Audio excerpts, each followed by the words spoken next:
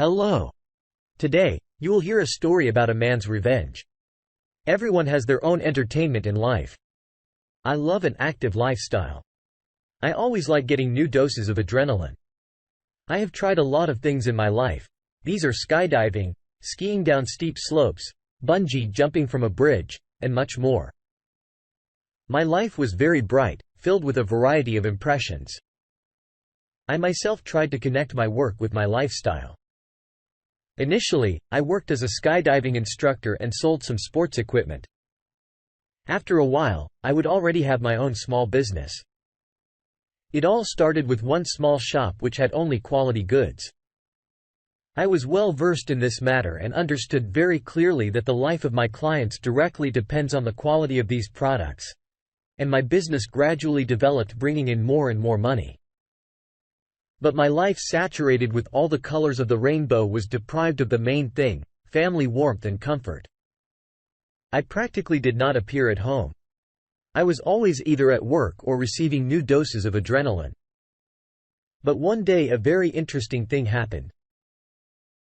A couple of my friends wanted to get married, and to make it memorable, they decided to descend directly on parachutes to their exit ceremony.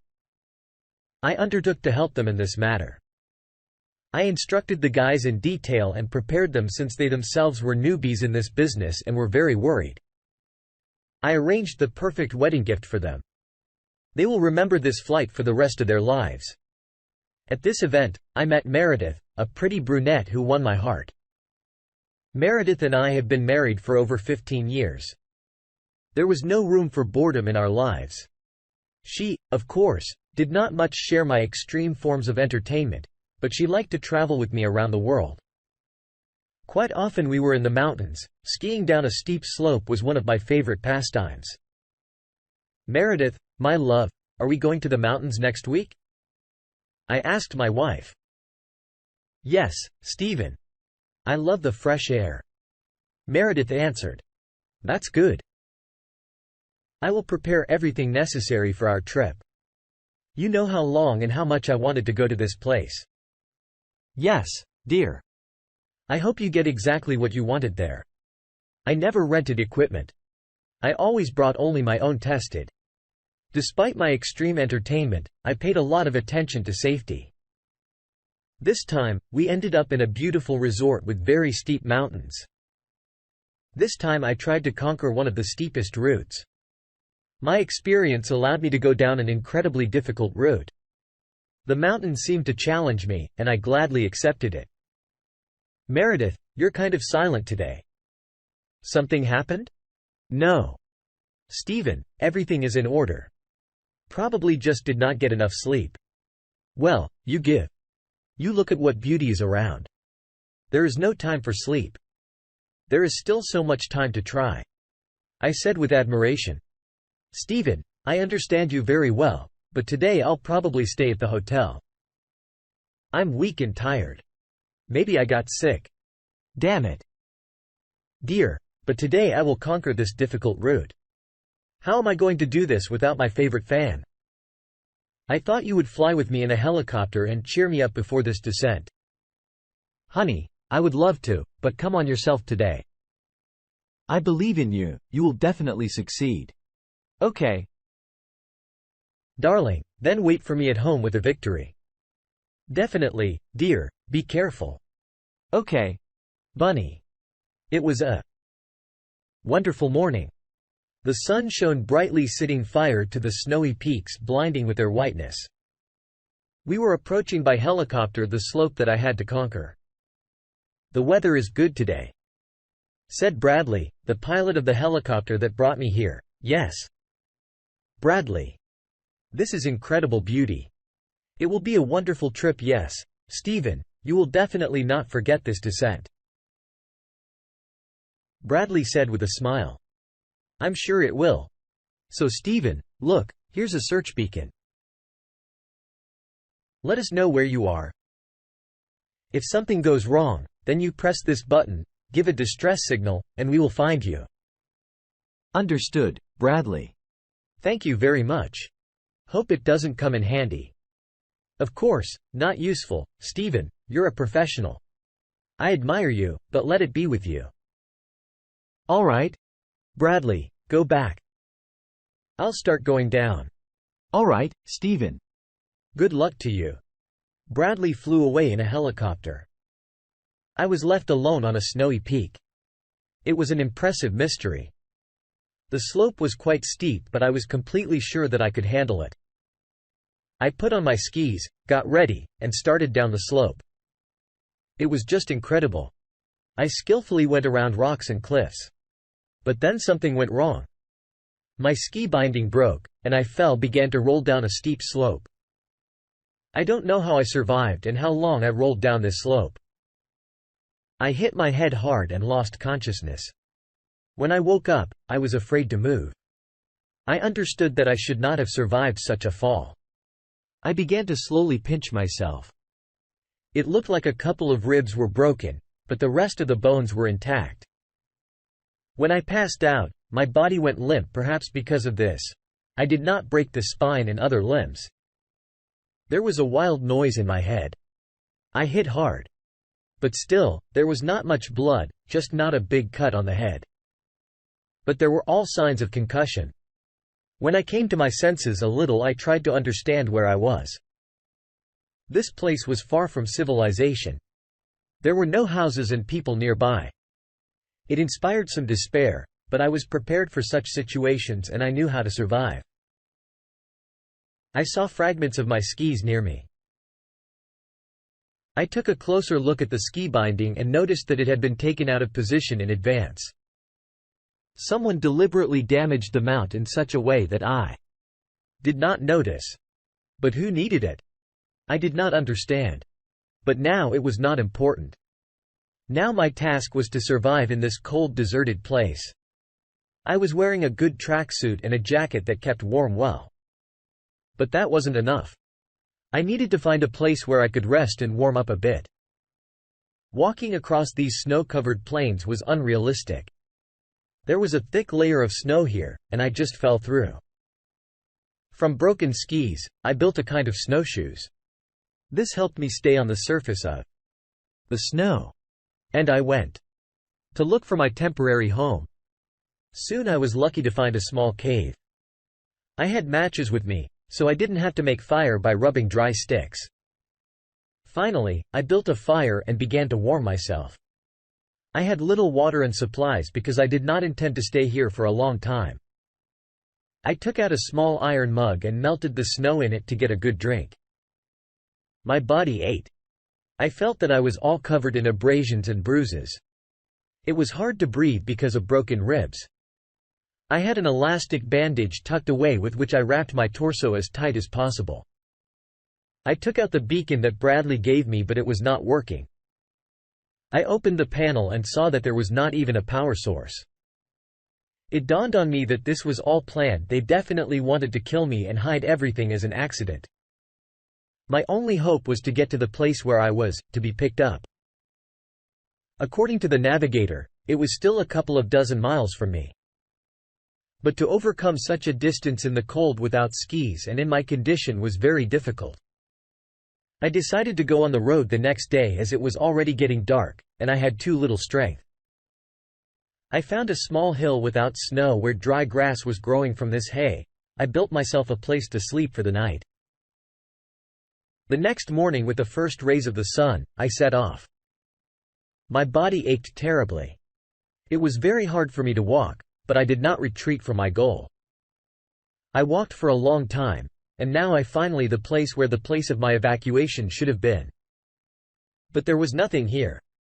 Number 1 was waiting for me here, and there was no base here. It was a wild, deserted place. I was at an impasse, my strength buoyed by the hope and purpose of getting here. And now I was seized with despair. I did not know what to do next. My strength was already running out. I just fell helplessly into the snow. I couldn't sleep, but the drowsiness forced me to close my eyes with great force.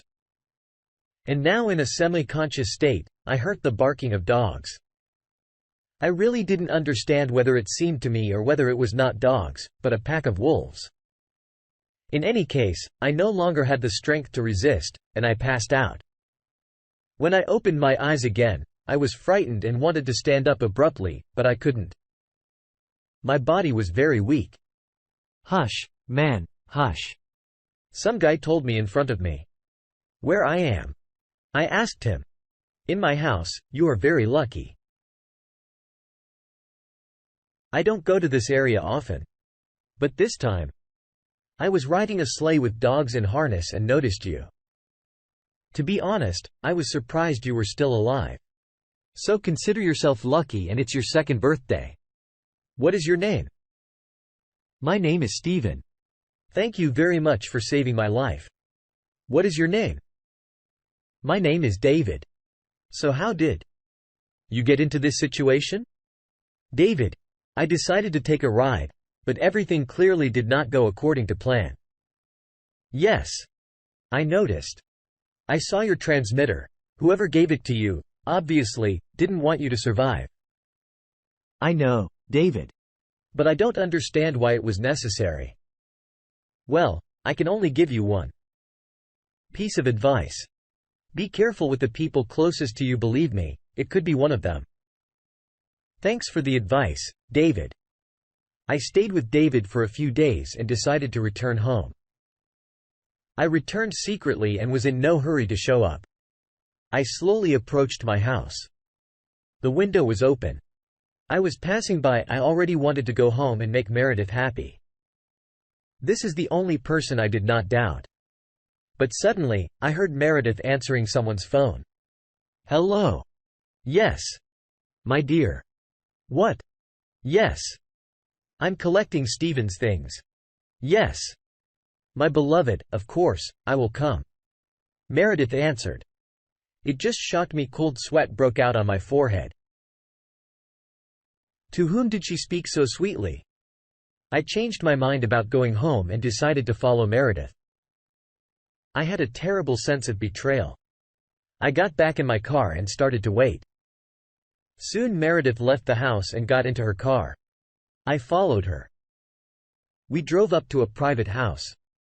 Meredith went inside. I crept up to the house and looked around. There was another entrance in the backyard. The door was not locked, and I carefully entered the house. Suddenly, I heard voices in one of the rooms.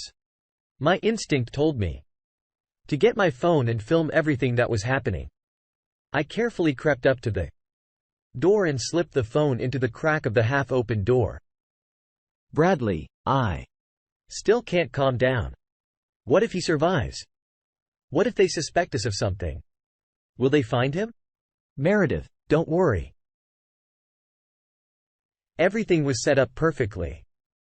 I broke his ski binding. It would not have survived the descent from such a steep mountain. The beacon is also not working. He simply had no chance to get out of there alive. And this is confirmation that he still has not returned, and number one has found him. So much time to stay in this frost among the wild. It is simply unrealistic to survive even for a trained person. You should have seen that slope. Yes. He twisted his neck there and is already lying under a ton of snow. Number one will definitely find him there. It was an accident. We planned this case for many months so that number one would suspect. So do not worry.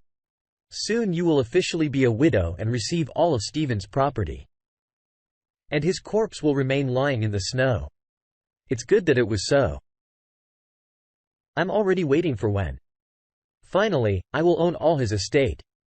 Perhaps only after that I can calm down. Meredith replied anxiously. I still know a good way to help you. Come to me, my fish. Bradley said excitedly as he pulled Meredith's underwear off. Then I could not stand it and burst into the room. So I won't survive. Right? Yes. Fuck you bitches. I am more alive than all the living. I shouted, grabbed Bradley and threw him against the wall from which he lost consciousness. Stephen, are you alive? Stephen, calm down. You got it all wrong. Meredith screamed. Shut your lying mouth.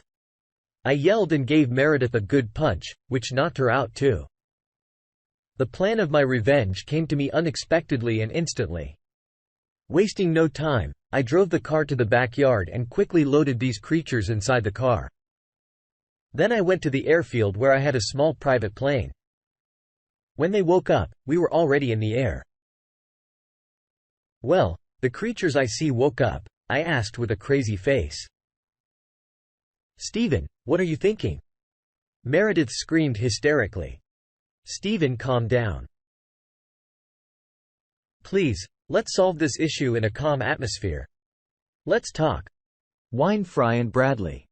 "No nits. I heard you talking, and I know what you lying bastards were up to. No talking. Pleasant flight," I shouted, fixing the steering wheel and opening the aircraft hatch. I threw those bastards off the plane at high altitude. They screamed in despair, realizing that they would break. Those seconds as they flew in free fall seemed to them a terrifying eternity of desperation. But I was not going to kill them, although I really wanted to. In their panic, they did not see that I had strapped them to their parachutes. These parachutes did not have rings that had to be pulled in order for the parachute to open. There were automatic parachute opening devices.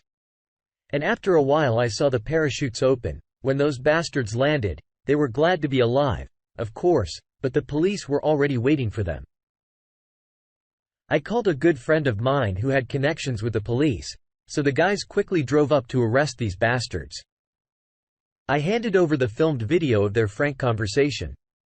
So now sit these bastards behind bars for a very long time. I try to get back to my normal life. New victories in my extreme hobbies helped start life from scratch, but I was no longer in a hurry to let someone into my life. Dear listeners, your support is very important to us. If you like our story, please like, comment and subscribe. It's very motivating for us. We need your feedback to improve our content.